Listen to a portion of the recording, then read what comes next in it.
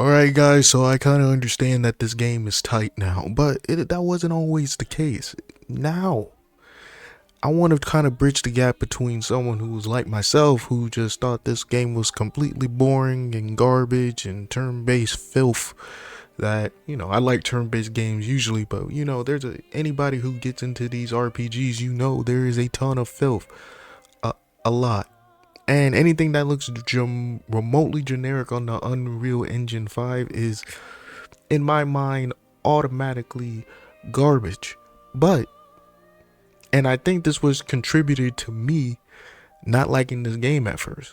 But now, I'm here after, what, 60-hour playthrough, a 30-hour playthrough, about 100 hours on this game, and I have some tips to help you kind of get through the beginning of this game, or try to understand it a little bit quicker so you don't leave in the first hour and two. Because if you're not really big on the story part of things right at the beginning, like you kind of like the gameplay, then the story, then the gameplay, then the story, the beginning is a really big turnoff.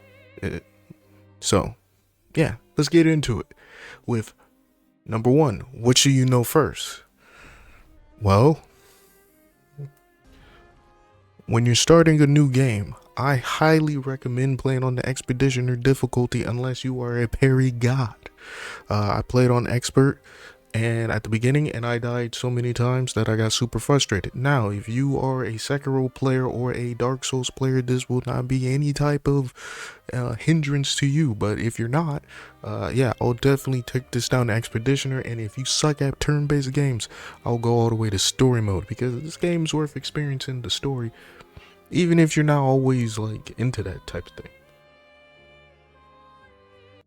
Now, one of the key settings for like a long playthrough that I've really found enjoyable was the automatic QTE settings, especially my friend did, where after hours of pressing X and X, or let's say you're grinding, if you're like a Pokemon player, or someone who just grinds for the sake of it, automatic QTE is the perfect thing for you. You do not want to keep pressing X every time you attack, and I think this is a great setting. If you're really nauseous or get vertigo really easily, turning off the camera, shake, things of that nature, this will help you with the enjoyment of the game. Really look at these accessibility settings and really help the hood scale. If you really can't see it, like if you got bad eyesight like me, like my glasses are super thick, hey man, go ahead and turn this thing up, man, so you don't have to be all up on the thing looking at your screen and hurting your retinas. Now, I have protective eyewear on it baked into my glasses, so I can stay as close to the screen as I want. Unlucky for some people, but hey, whatever. Well, the first thing you need to know that your weapon is most of your damage, so you probably want to get the best weapon possible. Like, look at this. Just from level 1 to 2, no scaling involved, that's a 50 power difference, which is basically part of the damage calculations. So yeah, make sure you got a good weapon. Always put the best weapon on possible. These pictos don't really matter too much at the beginning. The speed, the defense, they'll gain in importance as you level up. So don't worry about that too much. Just slap on anything anytime you want to. Then it will turn into this thing called Lumina, which is basically your passives. And once it's your passive, you can have it on whenever you want. There's a limited amount of Lumina points that you get from picking up things out in the world. So, well, keep that in mind while you're scattling about. Now, if you're a Ronin or Zoro, who, let's say the distance between Loon here and that, and that Nevron over there sitting down, and you get lost in between there, I would highly suggest for you to not get too stressed out on the destination and just keep looking around. You will figure out where to go. Okay. Don't worry about, there's no map when you hit these open world areas. And they kind of explain this to you, but let's be honest, most of us press X, X, X, X, X. Now, these chroma elixirs and these health tints, really important parts of the game. Now, the green ones are your revive tints, the blue ones are your energy tint, and your red ones are your health tints. And then you have a chroma elixir that just gives you everything back on your characters. Now, in between each flag, these are important. They're like your Estus flags in between each battle. And once you hit a flag, though, you can just rest, and it will give everything back, including the tints that you used up to that point. So, and keep on the lookout for upgrading these things. They're pretty important. If you don't want to keep running back to the flag after each battle, which would be really, really annoying, especially if you have no idea how to navigate a map without a map. Now, just to start off with, I would just kind of take into the account of one strategy that you want to go into, and that's definitely the smart, which increases your damage by 50% across any skill. It's not just if this particular character, Gustav, is the one that hits the character. It could be this character, Loon, who hits the character that can also activate the mark. So just keep that in mind.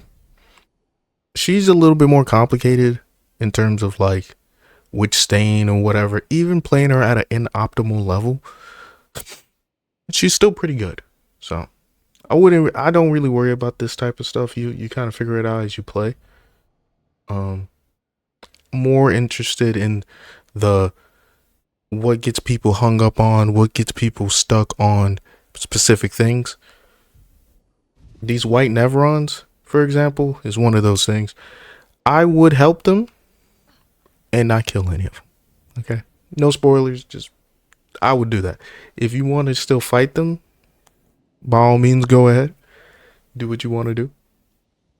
Uh, you get either way. I would interact with them, and there's a lot of things in the maps that are similar to this white Nevron, where even if you interact with it or don't interact with it, really doesn't. It matters in the grand scheme of things, but not then and there. So just keep that in mind. This may be my most controversial take as someone who had this game for months and never played it because I did not like the beginning of it. Not because it was too dramatic or anything like that. It was boring to me. Hey, go ahead and skip it because I don't want you to not enjoy a game or miss out on it because you are not liking the story right at the beginning. I find that stories are hard to enjoy right from the beginning if you don't like the characters or you don't have any investment in said characters, or I call it universal empathy. It's probably a word for it, but I don't have a lot of universal empathy for people who you barely know. So yeah, it was hard for me to get into it, and yeah, I didn't start playing it until recently. So yeah, even though I like these type of games, I would say you skip what you want to skip and let the story just come to you. Don't worry about anything else, things of that nature. And yeah. So yeah, that's it. My fellow luminaries, you stay lit. Thank you for uh hearing me out on this video. Y'all have a beautiful day. Be easy.